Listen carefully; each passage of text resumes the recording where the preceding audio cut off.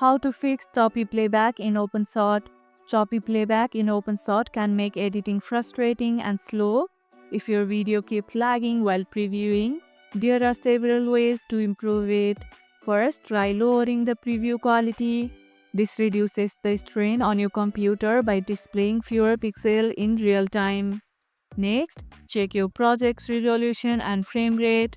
Also, close any unnecessary background application to free up RAM and CPU power.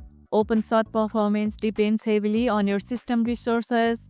If your timeline has many effects or transitions applied, temporarily disable them while editing for smoother playback. You can always enable them again before exporting. Has your playback ever gotten so choppy you wanted to quit? Share your struggles in the comments below. And with these tips, your playback should be much smoother, letting you focus on your creativity. And if this video helped, hit the like button, share it, subscribe, and leave a comment. Thanks for watching, and I'll see you in the next one.